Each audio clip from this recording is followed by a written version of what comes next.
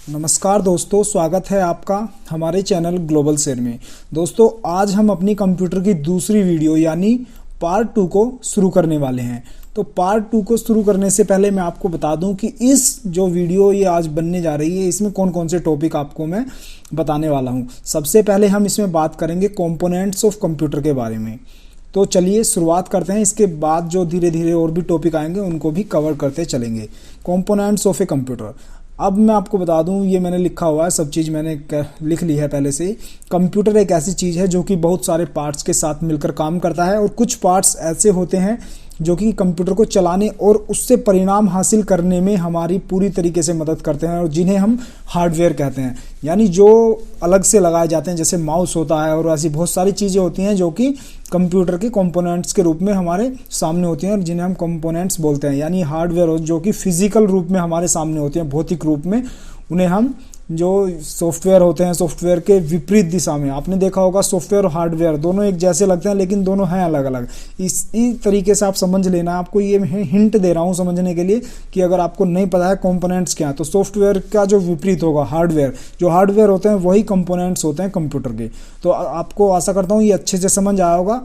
अब इसके बाद थोड़ा सा इसे और समझ लीजिए कि किसी प्रोग्राम के जरिए हार्डवेयर को जो सूचित करते हैं कि उन्हें काम क्या करना है और कब करना है और कैसे करना है।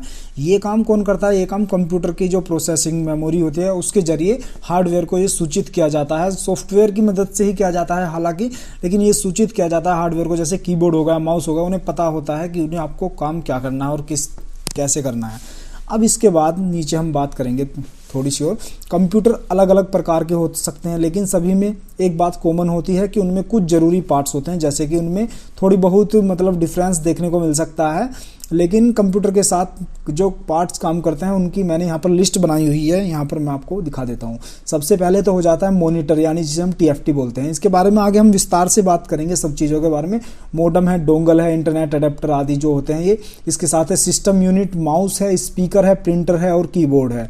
यह तो हो गई पार्ट्स की बात। इसके अलावा अगर लैपटॉप को आप देखेंगे तो उसमें यह सब चीज़ें नहीं मिलती, लेकिन उसमें इन सभी फीचर को जोड़ा जाता है। जो ये सभी पार्ट्स हैं ये जो अलग अलग काम करते हैं। अगर आप कहें डेस्कटॉप कंप्यूटर की बात तो उसमें अलग से ये भौतिक चीज़ें होती हैं जो यानी फिजिकल रूप में होती हैं, उन्हें इस्तेमाल में लेना होता है। लेकिन लैपटॉप में जो ये चीज़ें होती हैं ये नहीं होती हैं, लेकिन इन सभी के द्वारा जो काम किए जाते हैं वो लैपटॉप कर देता है, यानी उसमें वो फीचर्स होते हैं। तो इसके बाद सिर्फ प्रिंटिंग फैसिलिटी बचती है जो लैपटॉप में नहीं होती है। वो तो खैर इसमें भी अलग से ही आपको जोड़ना पड़ता है, चाहे वो प्रिंटर हो चाहे वो लैपटॉप हो या डेस्कटॉप हो, उसमें तो प्रिंटर अलग से ही काम करता है। इसके बाद जो सबसे मुख्य चीज़ आती है हमारी वो आती है सिस्टम यूनिट। आप इन सब चीज़ों के बारे में नीचे विस्तार से बताऊँगा, शॉर्ट में ये मैंने ब्रीफ में बताया है। अब हम बात करते हैं सिस्टम यूनिट। इस चीज़ को समझना बहुत ज़रूरी है। अगर आपने इस चीज़ को समझ लिया तो समझ लीजिए आपको कंप्यूटर के बारे में फुल नॉलेज हो जाएगी और आप बड़े आसानी के साथ इन सब चीज़ों को समझ सकते हैं।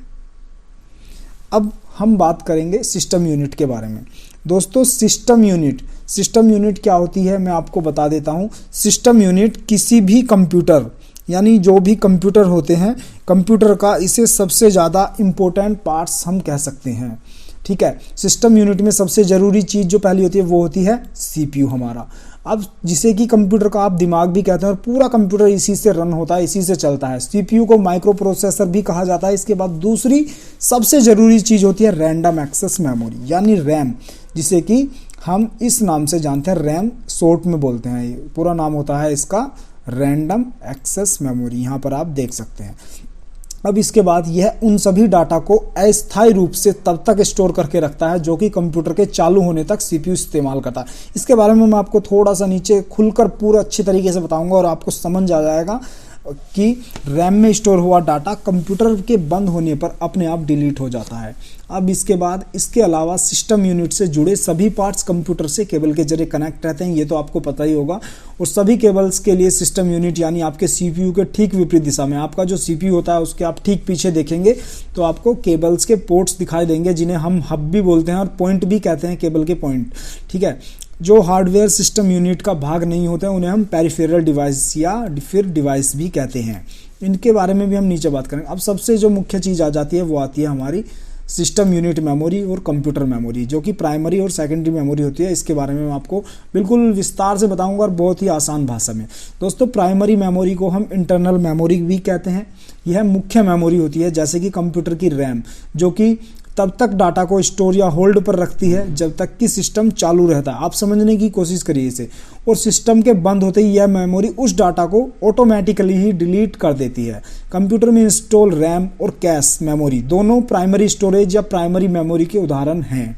ठीक है, रैम और कैश मेमोरी, कैच जिसे हम बोलते हैं CACHE, कैच मेमोरी। ठीक है, तो इसके बाद कंप्यूटर के अंदर सबसे तेज मेमोरी अगर कोई होती है तो वह रैम और कैश मेमोरी ही होती है, जो कि डाटा को कंप्यूटर के ऑन रहने तक स्टोर रखती है और उसके इस्तेमाल होने पर तुरंत यूजर के सामने रख देती है।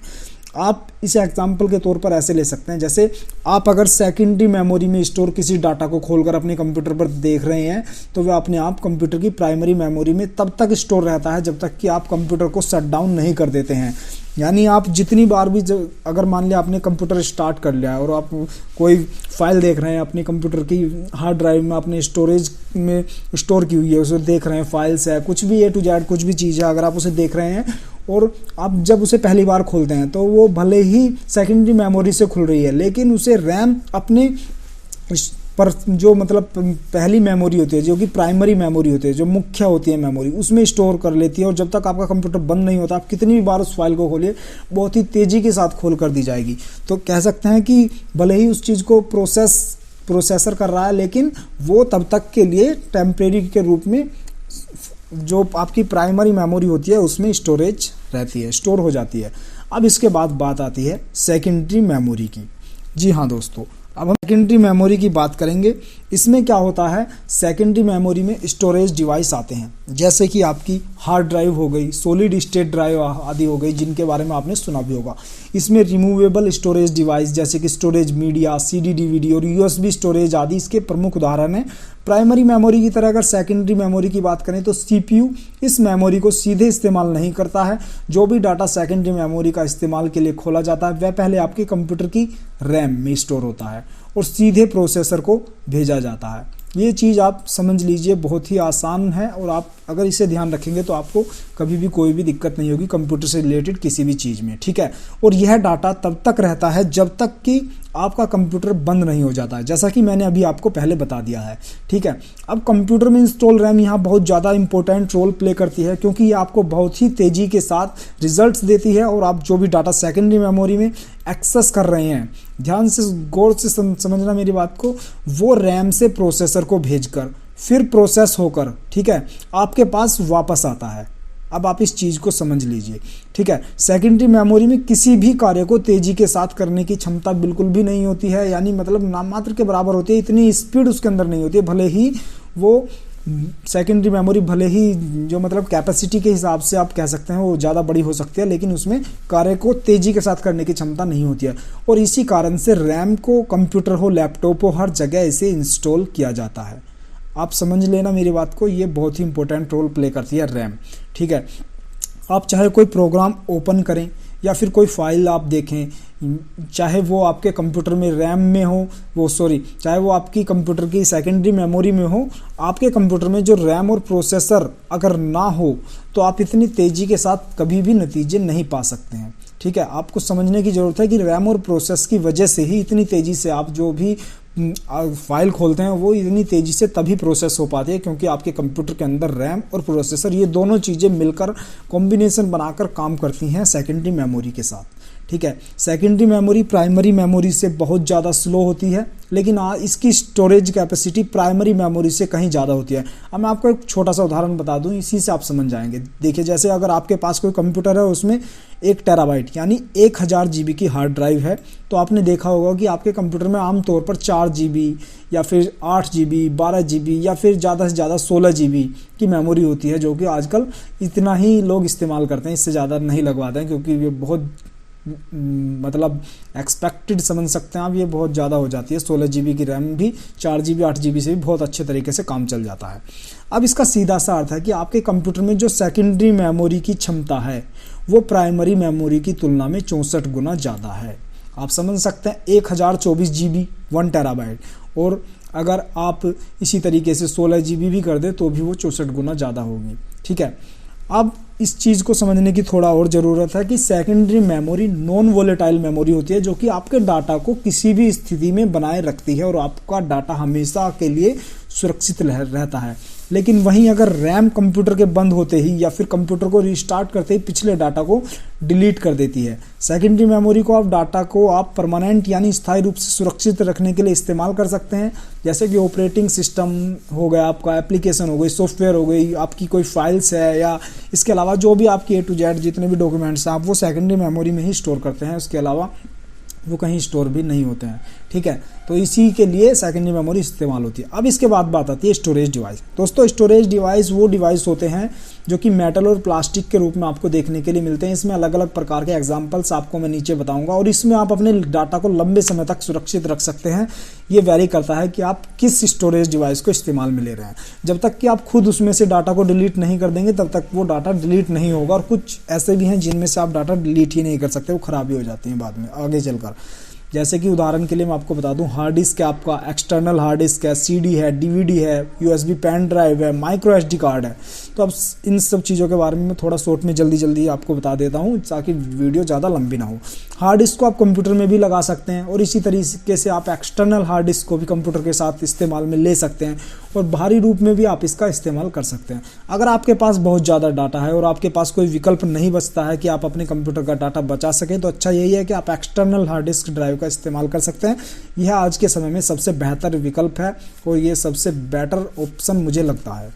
अब बात करते हैं CD जो कि आप अपने CD ड्राइव में लगा सकते हैं, उसके जरिए इसमें डाटा स्टोर करके रखा जा सकता है, लेकिन आप इसमें लंबे समय तक डाटा स्टोर करके नहीं रख सकते। इसी तरीके से DVD ड्राइव के जरिए भी आप DVD डिस्क में भी डाटा स्टोर कर सकते हैं। CD ड्राइव डिस्क के मुकाबले आप DVD ड्राइव में ज़्यादा डाटा स्टोर कर सकते हैं, लेकिन CD आप समझने की कोशिश करना, CD और DVD दोनों में कॉमन प्रॉब्लम क्या होती है? दोनों में कॉमन प्रॉब्लम ये होती है कि इसमें अगर आपने डाटा स्टोर कर दिया और ज़्यादा लंबे समय तक 1 साल 2 3 साल तक आप रखते हैं, तो आपकी जो CD कॉम्पैक्ट डिस्क होती है वो ड्राई होने लगते हैं, उसमें जो डाटा होता है वो खराब होने का खतरा हो जाता है। इसी तरीके से USB पेन ड्राइव होती है जो कि एक छोटी सी स्टिक के जैसी होती है, जिसमें आप बहुत सारा डाटा स्टोर करके रख सकते हैं और लंबे समय तक इसमें आप अपना डाटा रख सकते हैं। इसमें डाटा के खोने का कोई डर नहीं रहता है। ठीक है, आजकल बाजार में अलग अलग स्टोरेज क्षमता के पेन ड्राइव उपलब्ध हैं, जैसे कि 4 GB, 8 GB, 16 GB, 32, 64, 128 GB, 256 GB और 512 GB लास्ट है। अभी इससे ज़्यादा भी अब हालांकि मार्केट में आने लगी हैं, आप देख सकते हैं उन्हें भी। इसके अलावा माइक्रो SD कार्ड और पेन ड्राइव ये दोनों तरीके से काम करते हैं। माइक्रो SD की ये खासियत होती है कि वो आपके फ़ोन या स्मार्टफोन में भी लगाया जा सकता है, जबकि पेन ड्राइव को आप नहीं लगा सकते हैं। अब इसके बाद बात करेंगे माउस की। माउस के बारे में आप तो जानते होंगे, माउस एक छोटा सा हार्डवेयर डिवाइस है। इसका इस्तेमाल कंप्यूटर स्क्रीन के ऊपर किया जाता है और इसकी मदद से ही हम कोई भी आइटम या फाइल को खोलते हैं और कंप्यूटर में इसका रोल बहुत ही इंपॉर्टेंट होता है। किसी भी फाइल पर पहुंचने से लेकर उसे खोलने तक और उसके बंद करने से लेकर कंप्यूटर को खोलने और बंद करने तक माउस कंप्यूटर के लिए बहुत ही महत्वपूर्ण पार्ट्स यानी इंपॉर्टेंट रोल प्ले करता है। आजकल अलग अलग तरह के माउस बाजार में उपलब्ध हैं, जिनमें कि वायर्ड माउस के साथ साथ वायरलेस माउस भी आने लगे हैं, जो कि आप देख सकते हैं। इसके बाद बताते हैं कीबोर्ड की। दोस्तों, कीबोर्ड में 3 तरह के कीज़ आपको देखने के लिए मिलते हैं। सबसे पहले होते हैं फंक्शन की। ठीक है, फंक्शन की वो होते हैं जो F1, F2, F3, F4 जिनसे कि आप स्पेशल प्रोग्राम, अगर कोई स्पेशल सॉफ्टवेयर खोला हुआ है, एप्लीकेशन खोली है माइक्रोसॉफ्ट वर्ड, तो ये उन सब चीज़ों में काम करते हैं। आपने ब्राउजर खोला हुआ है तो उसमें ये फंक्शन की काम करते हैं। इसके बाद आती है न्यूमेरिक की। न्यूमेरिक की और नेविगेशन की, ये दोनों की होते हैं। फंक्शन की मदद से हम कुछ खास प्रोग्राम को सीधे कीबोर्ड से भी आप ओपन कर सकते हैं और न्यूमेरिक की जो होते हैं उनसे आप नंबर को सीधे एंटर कर सकते हैं, जो कि आपके कीबोर्ड के राइट साइड में होते हैं 1 2 3 4 करके, यानी जो अंकगणित के नंबर होते हैं उन्हें हम जो है न्यूमेरिक की बोलते हैं। ठीक है, इसके बाद बात आती है नेविगेशन की। दोस्तों, नेविगेशन की मदद से हम एरो की मदद से ऊपर नीचे मूव कर सकते हैं, जैसे delete, insert, home page, up down, और एरो की होते हैं 4 जो नीचे तीर के निशान होते हैं वो एरो की होते हैं। इन्हें हम जो है नेविगेशन की भी कहते हैं। इसके बाद आती है मॉनिटर की। मॉनिटर की मदद से हम किसी भी कार्य को या फिर किसी फाइल को बड़े आसानी से स्क्रीन पर आप देख सकते हैं। पहले CRT यानी जो इसकी कैथोड रे ट्यूब होती है, इसे हम फुल फॉर्म में बोलते हैं CRT को, कैथोड रे ट्यूब। ठीक है, इसका इस्तेमाल होता है कैथोड रे ट्यूब का पहले होता था अब इसके बाद LCD यानी लिक्विड क्रिस्टल डिस्प्ले, ये अब आने लगी है। लिक्विड क्रिस्टल डिस्प्ले पहले आती थी कैथोड रे ट्यूब, अब ये ज़्यादा इस्तेमाल में है LCD। और मॉनिटर के रूप में अब आपको सभी जगह LCD ही देखने को मिलेगी, फिर चाहे कोई ऑफिस हो, कार्यालय हो या फिर आपका घर हो, क्योंकि ये जगह कम घेरती है और जब बहुत ही कम जगह में आप इसे आसानी से रख सकते हैं, सीधे बड़े आराम से ये खड़ी हो जाती है और इसे आप बड़े आराम से इस्तेमाल में ले सकते हैं। इसी तरीके से अब आपने सुना होगा कि LED यानी लाइट इमिटिंग डायोड, इस तरीके की जो LED आती हैं घरों में, जिन जो टीवी के रूप में इस्तेमाल होते थे, अब वो कंप्यूटर के क्षेत्र में भी इसमें भी आ गई हैं और यहाँ पर भी इनका इस्तेमाल होने लगा, जो कि धीरे धीरे LCD की जगह लेने लगे हैं और एक समय के बाद LED ही इस्तेमाल में ली जाएगी। अब इसके बाद हम बात करेंगे यहाँ पर प्रिंटर की। दोस्तों प्रिंटर की मदद से आप कंप्यूटर पर दिखने वाले डाटा को कागज पर छाप सकते हैं। आप इसकी मदद से फोटो भी घर पर ही निकाल सकते हैं, लेकिन इसके लिए आपको कलर प्रिंटर की आवश्यकता पड़ेगी। दो तरीके के प्रिंटर सबसे ज़्यादा इस्तेमाल किए जाते हैं, जिनमें इंकजेट प्रिंटर और लेजर प्रिंटर सबसे ज़्यादा प्रमुख है यानी पॉपुलर है। घर के लिए इंकजेट प्रिंटर सबसे बेहतर होते हैं, क्योंकि आप घर पर आसानी से इनसे प्रिंट भी ले सकते हैं और ये थोड़े बहुत प्रिंट के काम के लिए सबसे बेटर विकल्प भी माने जाते हैं, जो कि बेटर ऑप्शन होता है। और इनकी प्रिंटिंग क्वालिटी भी बहुत ही ज़्यादा स्पेशल होते हैं, मतलब इनमें ज़्यादा दिक्कत नहीं आते, बहुत ही आप ये समझ लीजिए बहुत ही बेहतरीन प्रिंट क्वालिटी होती है इनकी, जो इंकजेट प्रिंटर होते हैं। वहीं हम लेजर प्रिंटर की बात करें तो ये स्पीड के मामले में काफ़ी ज़्यादा फास्ट होते हैं, जो कि ऑफिस में सबसे ज़्यादा देखने के लिए मिलते हैं, जहाँ पर प्रिंटिंग का काम काफ़ी ज़्यादा और जहाँ पर लोड ज़्यादा होता है, वहाँ पर जो है ये वाले प्रिंटर इस्तेमाल किए जाते हैं। ठीक है, आपने समझ लिया होगा कि दो तरीके के प्रिंटर होते हैं, लेजर प्रिंटर और इंकजेट प्रिंटर। इंकजेट प्रिंटर को आप घर पर इस्तेमाल करते हैं और लेजर प्रिंटर जो होते हैं वो आपके ऑफिस में यूज़ किए जाते हैं।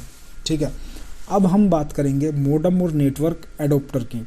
जी हाँ दोस्तों, मॉडेम या नेटवर्क एडोप्टर की मदद से आप कंप्यूटर के जरिए इंटरनेट तक पहुंच सकते हैं। मॉडेम की मदद से आप अपने कंप्यूटर से कोई भी डाटा भेज सकते हैं और रिसीव भी कर सकते हैं। दो तरह से मॉडेम का इस्तेमाल किया जाता है। पहला जो कि आपके सिस्टम यूनिट में पहले से लगा होता है, जिसकी मदद से आप इंटरनेट तक पहुंच सकते हैं। लेकिन इसके अलावा दूसरे तरह का मॉडेम डेडिकेटेड होता है, जो कि आपको फास्ट इंटरनेट स्पीड प्रदान करता है। हालांकि आप तो लोग अपने मोबाइल हॉटस्पॉट से कनेक्ट करके इंटरनेट चलाने लगे हैं लैपटॉप के जरिए और जो है आपके इनबिल्ट नेटवर्क अडेप्टर के जरिए, जो कि वो भी काफ़ी फास्ट स्पीड देने लगा है।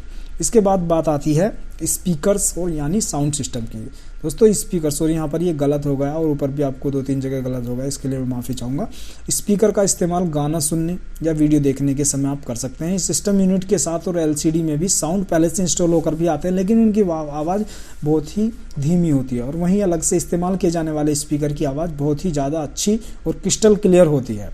तो आज की वीडियो में आपने इन सब चीज़ों के बारे में जाना। वीडियो अच्छी लगी हो तो हमारे चैनल ग्लोबल शेयर को जरूर सब्सक्राइब कीजिए और घंटी का बटन जरूर दबाइए। धन्यवाद दोस्तों। अगली वीडियो में फिर हाजिर होंगे एक नए टॉपिक के साथ, जिसमें हम कंप्यूटर के बारे में कुछ नई चीज़ों के बारे में डिस्कस करेंगे। तब तक के लिए आपका बहुत बहुत धन्यवाद। हमारे चैनल के साथ बने रहिए। हम ये सीरीज चला रहे हैं, जिसमें कि पहली सीरीज आप देख सकते हैं और ये सेकंड पार्ट है हमारी सीरीज, यानी सेकंड इसी सीरीज के तहत दूसरी वीडियो है। तो वीडियो अच्छी लगी हो तो चैनल से जुड़े। धन्यवाद।